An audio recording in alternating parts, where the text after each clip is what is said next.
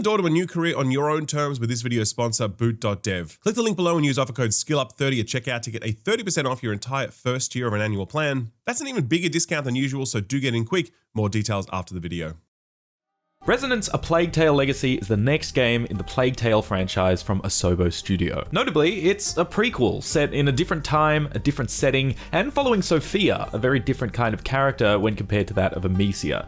It is then, by intention, quite a different Plague Tale. Abandoning the stealth and rat-fueled puzzle sandbox of the prior games, Resonance is a full-fledged action-adventure with a big focus on classic Indiana Jones-style puzzle solving and full-frontal combat. No rats here, sadly. Rather than returning to plague-ridden France, Resonance is set in Greece, specifically a version of it where the myths are real, but not entirely accurate. With new characters, new core mechanics, and a new setting, Resonance is a big swing for Studio Asobo, especially when there's so much love for the original games. For that reason, I do suspect there'll be a wide variety of views on whether or not this spin-off feeling prequel captures the same lightning-in-a-bottle energy that defined those original games, with perhaps more people coming down on the no side than yes, but I can tell you that divorced from that context, this is a great video game on its own merits. Resonance delivers a compelling tale of true loss and true bravery through believable characters and a fascinating rendition of Greek mythology that manages to fit quite nicely within this world. The presentation of that story is top class, with a level of production value and artistry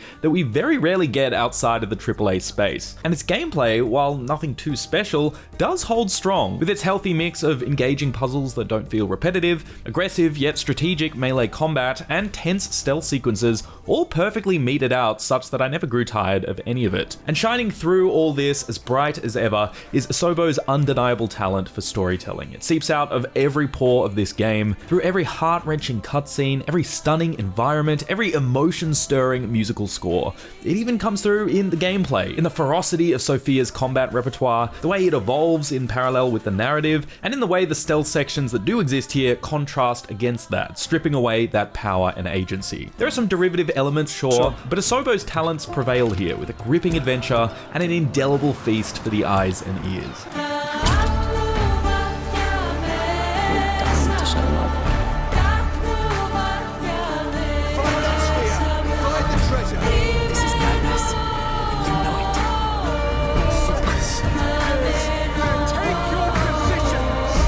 Resonance tells the story of Sophia, a character introduced in Plague Tale Requiem as a pirate leader and close ally of Hugo and Amicia. Resonance is a prequel that recounts the story of her formative years. She spent her early childhood imprisoned and experimented on by a convent before being saved by her father and his pirate crew. Yet the effects of those experiments linger. Her mind has since been plagued by horrific visions that eventually lead her to the island of Crete, home to the Minotaur's labyrinth of Greek myth fame. Equipped with an ancient spherical key, she now searches the island for a cure to her curse and closure for her father's disappearance, but gets a whole lot more than she bargained for. Between the Venetian army and her former crew who have followed her in pursuit of plunder, and the horrors that lie deep below the surface. I found myself grow quite attached to Sophia by the end. I think she's a great character. She's got a lot of fight in her that's been cooped up throughout the years, and at first she's all too eager to put her untapped aggression and martial skill to use. But when things get real, you start to see the cracks in that rugged exterior. You get to see that trapped, scared girl begin to re-emerge again. Because yeah, she is dragged through hell and back in this game, almost literally, with her resilience constantly tested. And she does push through, but not to a superhuman degree, and I think that's important. As the saying goes, courage is not the absence of fear, but the ability to triumph over it, and Sophia fully embodies that ethos. That sense of fear, of being cripplingly terrified, is a feeling that she comes to know very intimately by the end of the game, with multiple points where she's about ready to throw in the towel, yet she soldiers on and emerges out the other side more brave and more resolute than she could have ever imagined.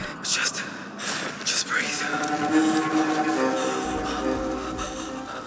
As for the broader plot, yeah, the opening chapters feel very Uncharted, very Tomb Raider, though things do take a more sinister, supernatural turn as Sophia delves deeper underground. Where things get really interesting though is when that Greek mythology stuff kicks in. See, once on the island, Sophia begins to have visions so vivid that she's momentarily transported back to ancient Greece and embodies Theseus, famed slayer of the Minotaur, using these memories to overcome various trials. I was pleasantly surprised to learn though that this is a lot more than just a mere gameplay gimmick gimmick or simple plot device, as Theseus' story becomes just as central and compelling as Sophia's. I'll admit, I didn't know too much about the myth before diving into this, just the broad strokes, but luckily my partner is a walking encyclopedia when it comes to this stuff, so she gave me the rundown. I'm glad she did, because that gave me such an enhanced appreciation for what Asobo has done here. Without spoiling anything, I really loved how smartly the myth has been recontextualized and reframed here. Asobo has taken a tale that's very heroic and fantastical and imbues it with such emotion and intimacy while making it fit with the Plague Tale world, while also still retaining much of the key details of the original myth. As a result, I found myself deeply invested in the entangled journey of Sophia and Theseus. It really is quite impressive what Asobo was able to achieve here with this premise and in a tight 15-hour runtime. Praying, Theseus. You should. The throne will never be yours. What made this story especially captivating is the way it's all delivered. Anna Demetriot does an incredible job as the voice of Sophia, in every moment selling both her confidence and her suffering, with the weight of everything she's been through bubbling over into these convincing bouts of rage and fear and despair. Damn this! Hell!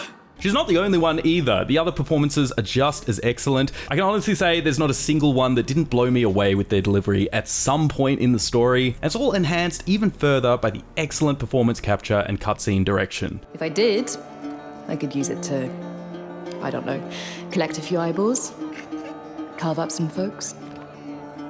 What do you think? Just as key to the storytelling is the music. Oliver de Riviere was the composer of the prior games and returns here, this time with a diverse and powerful score that takes full advantage of Greek singers and instrumentation. I was first introduced to his talents through South of Midnight, actually, where I really loved not just the music itself, but the way he implements his music, since he's not just a music composer, but a music designer. And the same is true here. You've got the more stripped back tracks plucking away during exploration, which then swell and crescendo at just the right moment to so beautifully elevate action sequences and key narrative beats. I honestly think he's one of the best in the business, and if you haven't heard his music yet, you're in for a real treat. Theseus enters the arena! Should not have come thus yet. By the gods, what a blow! Same could be said of Asobo's artists. I mean, you've already seen the detail on these characters, but look at these environments. Yes, we've seen ancient tombs and Greek architecture in games before, but I can honestly say they have never looked this good. Between the stunning cyan waters of the Mediterranean coastline, to bleak temples constructed entirely of human remains, I was regularly in awe of both the raw visual fidelity of these spaces, but also the way that they've been so carefully framed, such that walking into each one of these vignettes feels like you're stepping directly into a piece of concept art. Oh, and remember how Sophia steps into the past with her visions? Well, that gives these spaces even more meaning, since you're often first stepping into them as Theseus, gazing upon them in all their ornate glory, with the roar of spectators filling the air. But then you're snapped back to the present, these spaces now reduced to silent, crumbling ruins, making you wonder how such a seemingly prosperous civilization fell from grace so catastrophically. What's also wild is that many of these environments are there for just a single 5-minute gameplay sequence before you're briskly shuttled into the next one. Like this one, for example. Walked in here absolutely floored by the scale, the detail, the composition, and the lighting, with these soft emerald rays refracting through these giant hanging lenses, only to be out of there after like 2 or 3 very short fights. The storytelling and artistry on display here kept me absolutely glued to my screen. I mean, I recall a day playing this where I completely forgot to eat or drink because I was so invested in what was going on. The story and characters here are strong, but the presentation makes it all the stronger, culminating in a wonderfully cinematic experience, the likes of which you scarcely see outside of the AAA space.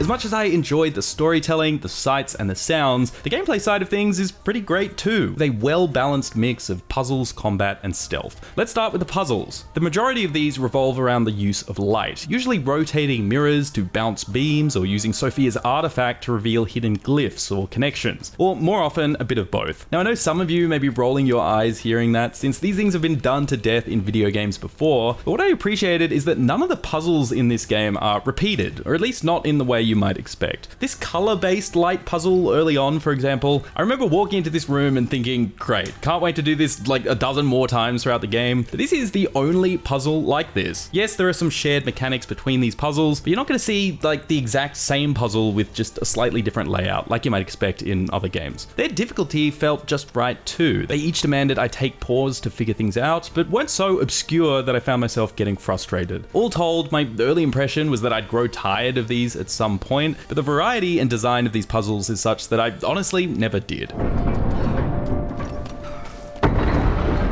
It's working. Good. The sooner we're out of here, the better. Between the puzzles, Sophia finds herself in situations where she's forced to draw her sword and dagger, and that's when the combat kicks in. After years spent training in fighting pits, Sophia is an absolute machine, and the third-person melee combat here does well to capture her ferocity, though it is, admittedly, very familiar. In fact, it's kind of funny playing this after just coming off the back of Assassin's Creed Black Flag Resynced, because the combat model here is almost identical. I mean, you've got a grapple hook to reel enemies into striking distance or to pull down ranged enemies from up high. You've got a kick that lets you break an enemy's guard or send them off a ledge. Kicking them into a wall or obstacle stuns them, as does parrying attacks, with flashily animated finishes against those stunned enemies being the main way that you dispatch them. As I said, very Assassin's Creed. The slight difference here is that Sophia's knife finisher has a short charge time that slows down your movement, so you do need to be strategic about when and where you commit to it, especially since she can only ever take up to 3 hits before it's game over and she has no healing potions. Instead, she heals through those finishes, which means there's always room for a comeback if you lock in. Something I really appreciated about the combat though is the way that it evolves just as Sophia does. You'll accrue items through light exploration which makes Sophia passively stronger. One of those items gives you resonance points to spend in this skill tree, strengthening Sophia's bond with Theseus and opening up new moves like a drop kick or using an enemy's momentum to throw them into another. It's relatively simple stuff, but it does, over time, make Sophia actually feel like her fighting style is beginning to merge with that of Theseus, which happens to tie very nicely into the story. I do have some gripes with the combat, namely it can look and feel a bit awkward sometimes since there's only a soft lock on which doesn't always target who you want to. I found moving around during combat looks weirdly stiff too, as if it's missing an in-between animation. These are minor gripes in the grand scheme of things, but do stick out in a game that otherwise exudes such quality and attention to detail. I also do think it's at least a little odd that Sophia has no stealth capabilities in combat. She's rash, yes, but also comes across as quick thinking and intelligent when she needs to be, yet there is nothing intelligent about running directly into a platoon of trained and heavily armored soldiers. And her ability to take them out with such ease despite that recklessness feels like it requires just a little too much suspension of disbelief. Just would have liked to have seen 1 or 2 more tools here that let you trim down their numbers before clashing steel, particularly given Asobo's prior experience with stealth-based gameplay. That's not to say there's no stealth at all in Resonance though, it's just strictly reserved for when Sophia's around the supernatural entities buried below the island surface. Now, I'm not going to talk too much about it, but it is kind of spoiler territory, so if you do not want the more horror-adjacent stealth stuff spoiled for you, skip to the timestamp on screen. 3, 2, 1. Okay, you've been warned. Basically, there are these stealth sections where you're sneaking past this monster that grows out of the walls. It cannot see or hear or smell, but these areas are filled with a bioluminescent dust that glows when agitated, leaving glowing footfalls on the ground if you move too fast, and that's how the thing gets you.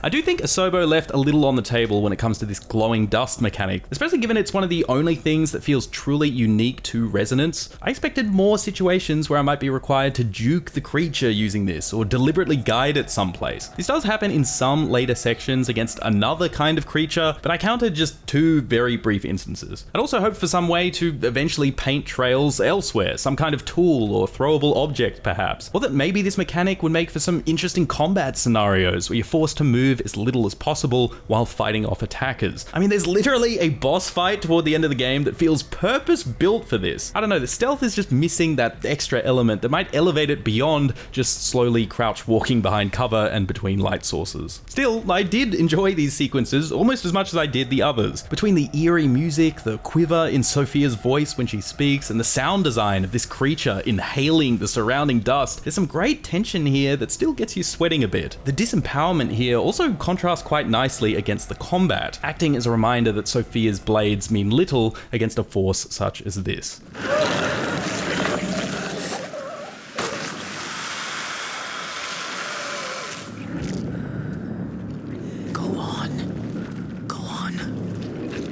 So between the puzzles, the combat, the stealth, Resonance's gameplay doesn't come across as particularly unique, but it is all well executed, well calibrated, and feels like they're built in service of the story that Asobo want to tell here. I think the other big reason I enjoy this stuff is that the pacing of this game is such that none of these elements outstay their welcome. The opening bit of this chapter is a good example of what I mean. It began with a little exploration puzzle, having to refer to Sophia's notebook to find the way forward, then went into a combat encounter with some Venetian troops, then this short little light puzzle, and all of that within the span of just 10 minutes. Resonance maintains this sort of dance throughout the entire game, eventually bringing those stealth sections into the mix as well, keeping me engaged and entertained by Sophia's journey right the way through.